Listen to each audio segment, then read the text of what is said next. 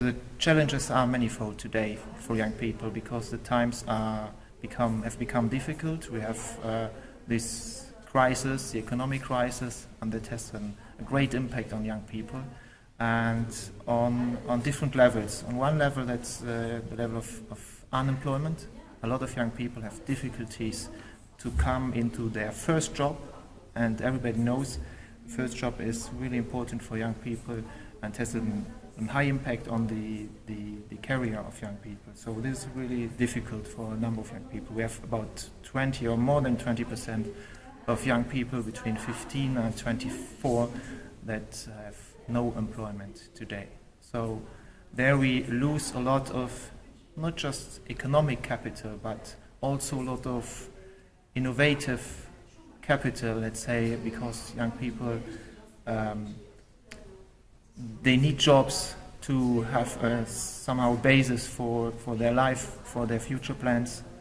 When you plan to be a child, then you need some kind of security in terms of economic independence. And also for housing, it's really important for young people because it's really a condition to be in employment, to get housing, to get on the social level independent. It means independent from your family, from your parents, and that's what the transition from youth to adulthood means, to become independent. And there we have this relation between this economic independence that's really important, employment, and then the social employment that's really strongly related to this employment and in fact the economic independence. Mm-hmm. I think that's is one main challenge for Europe nowadays. And then we have this demographic change. Everybody is talking about this, that the young people or the share of young people will decrease in the coming years. How to resolve this? What are the consequences of this? We talk about migration to have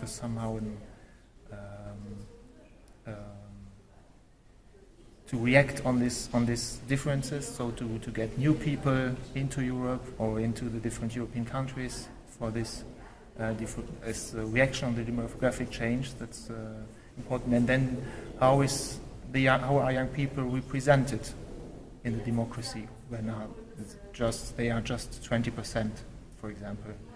Then the problem of this democracy that is led by older people, where the young people and their interests and their issues are not heard compared to a situation where young people were 40%.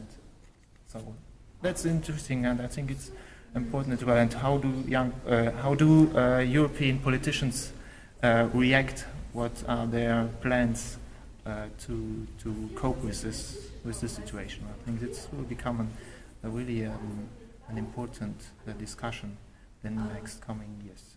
Mm-hmm. I think the young people are not that different to older people, and Europe is for most of us far away. So Europe is reality in for most of you in our daily life. We have no borders, or in the most European countries, no borders that are closed. They are open. We are really in high mobility. So we have this idea of Europe, and it is in the mind of everybody. But the political processes are for young people, but also for older people, quite abstract or not so clear. They don't know how it works, and does it have any impact on your situation? And so this kind of projects are an opportunity to have a real situation, an experience for young people, to meet other people, to discuss with other people from different countries, and to learn how it can work, and that Europe is more than this abstract and faraway institution, but it's in real life, and there they can learn about how Europe works.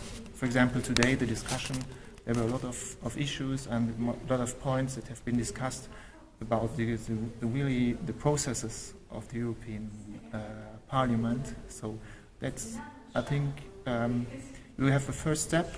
Young people come and they take part in this project, and then you can build around some input and some information that are maybe a bit theoretical, but when you have people that are involved in the European Parliament and that are deputies, for example, they can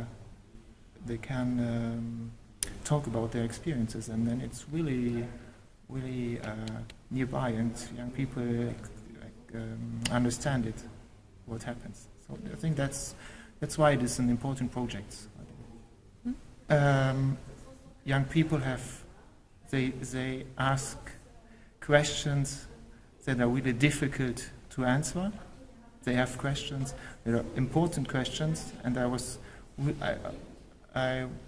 wondering that they have had so many ideas and so many questions, or really political questions, that were questions that were discussed in parliaments and so on. So they had a lot of ideas, and that was really, I was a bit impressed about this dynamic on this discussion.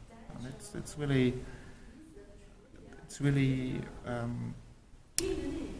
it gives me the hope that and it's somehow evidence that young people have a lot of ideas and they want to engage. On the other side, it's always the question, what are these young people? Because we know that a lot of young people do not take part on this project, and I think that's a thing to work on to make it attractive from young people, minority groups.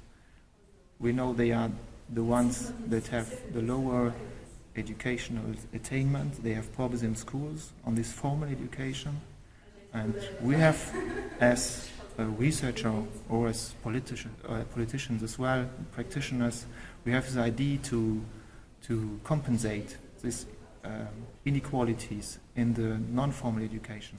But it's when you're on these projects, you see that often these young people are not from this problematic, let's say, it's a bit simplistic, but from this, yes, problematic families or background, but they are really the young people that perform in school, that have no problems in school. And I think all these projects have to focus on people that are marginalized or that are really on the edge of the society yes, because these are the people, the young people that need it most. Because the main target group, let's say, of the Youth in Action program are young people with fewer opportunities. Mm-hmm. Exactly. So this is exactly also the target group that we mostly were trying to reach out and to involve. Mm-hmm. And here, of course, also in the group it's a mixed group, so that there are representatives of all kind of, let's say, sort of. It was not. It's not my experience here, but in general, we did some research and to the evaluation on the Youth in Action program for several years in Luxembourg, and we had always the idea that these programs are all focused on this marginalized group. What's a really good idea and approach, but in reality, it's not so easy to get these young people. So much more challenging to work it's important to work with it and and to proceed and to progress. Yes. Okay. I think we have to listen to young people, what they think. We have a lot of ideas as adults or politicians, but the question is this what young people want? Does it match with our views? And so participation is one key issue to help young people and to empower them to express what they want and to give them the opportunities as politicians. So to invest in this because there are so many arguments, not just for the processes themselves and to make them interest on politics, but there are so many other arguments to foster participation. So that's a good thing, and I think every politician has to think about this. And yeah, that's.